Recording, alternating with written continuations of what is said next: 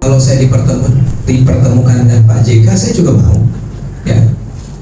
Atau saya harus minta maaf sama masyarakat umat Islam misalnya atau umat Kristen, saya bersedia, tapi saya akan mengatakan saya tidak pernah loh mengadu domba, saya tidak pernah menghina agama. Tapi itu terus diulang, yang mudah-mudahan Anda paham ya. Itu seperti bola salju, tadinya kecil, makin lama makin besar, makin besar, makin besar, dan mulai melibas banyak pihak-pihak yang sebetulnya tidak bertanggung jawab terhadap apa yang saya katakan. Jadi saya kemarin tuh sejak awal, Pak Ali bisa cerita, saya udah katakan bahwa kalau saya harus mengundurkan diri, saya bersedia. Walaupun saya pengen tahu sikap PSI seperti apa. Nah, saya senang sekali ketika sikap PSI itu firm, jelas, tegas. Mereka tetap, PSI mengatakan akan membela keberagaman, membela toleransi, melawan korupsi, dan tidak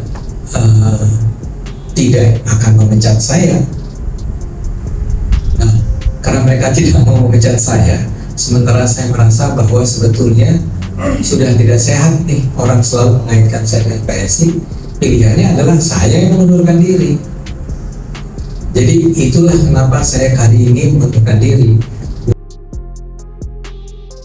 Kita baru saja menyimak sebuah titik balik penting dalam perjalanan politik seorang Ade Armando. Keputusan untuk mundur dari Partai Solidaritas Indonesia bukanlah sebuah langkah yang diambil secara impulsif atau karena adanya konflik internal yang dangkal. Sebaliknya, ini adalah keputusan yang didasari oleh kesadaran mendalam akan posisi dirinya sebagai seorang pemikir sekaligus aktor politik. Ade Armando menegaskan bahwa pilihannya untuk mengundurkan diri adalah jalan tengah yang ia ambil demi kesehatan iklim politik nasional dan integritas partai yang selama ini menaunginya. Salah satu isu politik yang menarik untuk kita bicarakan hari ini adalah soal Ade Armando, politisi PSI yang kemarin mengundurkan diri dari PSI dengan berbagai alasan. Inilah yang saya kira sejak kemarin mundurnya Ade Armando yang dinilai oleh publik tidak ada angin dan tidak ada hujan, kemudian mengundurkan dirinya dari posisi sebagai pengurus ataupun juga sebagai kader PSI. Ini tentu menjadi salah satu konsumsi politik, menjadi spotlight yang sebenarnya per hari ini pun juga ramai diperbincangkan oleh publik. Ada beberapa fakta yang saya kira cukup menarik untuk dibicarakan secara politik. Pertama, kalau kita mendengarkan argumentasi yang disampaikan oleh Ade Armando, kenapa Ade Armando ini mundur dari PSI? Katanya ada surat yang datang ke DPP PSI, di mana surat itu mengatakan bahwa agak sulit masyarakat itu atau orang-orang tertentu agak sulit untuk memberikan dukungan politiknya kepada PSI kalau di situ masih ada Ade Armando. Itulah yang sepertinya menjadi hal ikhwal bahwa segala sesuatu yang terjadi pada Ade Armando yang mungkin belakangan ini kita tahu dilaporkan oleh sejumlah organisasi yang kemudian melaporkan Ade Armando kepada pihak hukum karena Ade Armando itu dinilai telah memotong video ceramahnya Pak JK yang kemudian menimbulkan reaksi dan kontroversi yang cukup luar biasa. Sebab itulah Ade Armando dilaporkan, dan karena dilaporkan inilah maka ada sejumlah surat yang datang ke PSI, DPP PSI, di mana surat itu kata Ade Armando dalam keterangan secara terbuka adalah tidak mungkin akan memberikan dukungan kepada PSI kalau masih ada PSI. Itu yang kemudian ditangkap oleh publik, argumen pertama kenapa Ade Armando mundur dari PSI. Yang kedua, fakta-faktanya adalah Ade Armando mengatakan bahwa mundur dari PSI itu tidak ada konflik internal dan ini adalah untuk kepentingan bersama. Itu artinya apa? Dua fakta inilah yang sepertinya kita bisa baca secara umum. Kenapa Ade Armando itu mundur dari PSI? Tentu Ade Armando sepertinya termasuk PSI tidak mau disangkut pautkan terkait dengan persoalan yang saat ini terjadi. Bahwa Ade Armando dilaporkan oleh sejumlah organisasi yang kemudian melaporkan Ade Armando yang dinilai memotong video ceramahnya Pak JK itu yang menimbulkan kontroversi yang cukup luar biasa. Takut ini kemudian juga melebar ke PSI. Kata Ade Armando, serangan kepada dirinya ternyata juga menyasar kepada PSI. Inilah yang kemudian publik membaca rasa-rasanya, sekalipun tidak ada angin dan tidak ada hujan, kenapa Ade Armando kemudian keluar dari PSI. Tentu apa yang saat ini sedang dihadapi oleh Ade Armando itu tidak mau disangkut pautkan dengan PSI. PSI ya PSI, Ade Armando ya Ade Armando. Inilah yang kemudian secara fakta politik, kenapa Ade Armando itu mundur? Ya tentu supaya apa yang terjadi pada Ade Armando itu tidak ada lagi kaitan-kaitannya dengan PSI. Itu yang pertama. Yang kedua, Ade Armando secara terbuka mengungkapkan kepada publik siap jika dipertemukan dengan Pak JK, siap meminta maaf dan siap juga untuk meminta maaf kepada umat Islam dan bahkan siap meminta maaf kepada umat Kristen yang mungkin dalam unggahan video ceramahnya Pak JK beberapa waktu yang lalu itu kan dianggap menjadi pemantik dan kontroversi ini semua. Ade Armando kemudian mendapatkan begitu banyak kritik dan kemudian mendapatkan begitu banyak serangan-serangan dan bahkan ada laporan kepada pihak yang berwajib.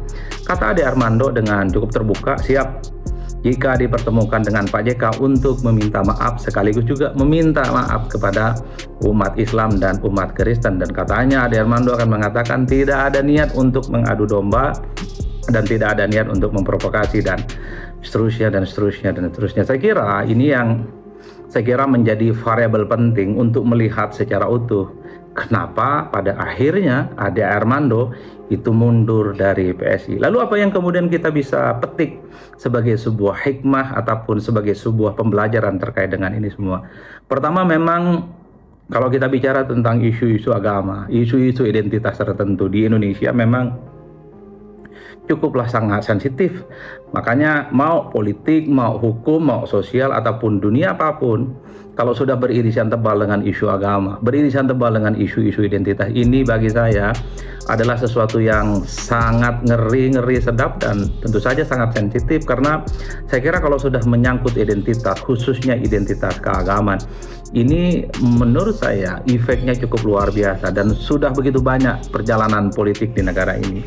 Sudah begitu banyak perjalanan sosial keagamaan di negara kita, bahwa agama, etnisitas, suku-suku tertentu, kalau ini sudah dipantik, maka dia akan melahirkan efek yang cukup luar biasa, semacam snowball effect, yang ini dampaknya akan bergulir kemanapun. Oleh karena itu, yang paling penting di masa-masa yang akan datang, semoga hal-hal yang berkaitan dengan agama, etnisitas, dan identitas tertentu sebisa mungkin jangan pernah saling bersitegang satu sama yang lain, dan sebisa mungkin hindari hal-hal yang sifatnya cukup sensitif.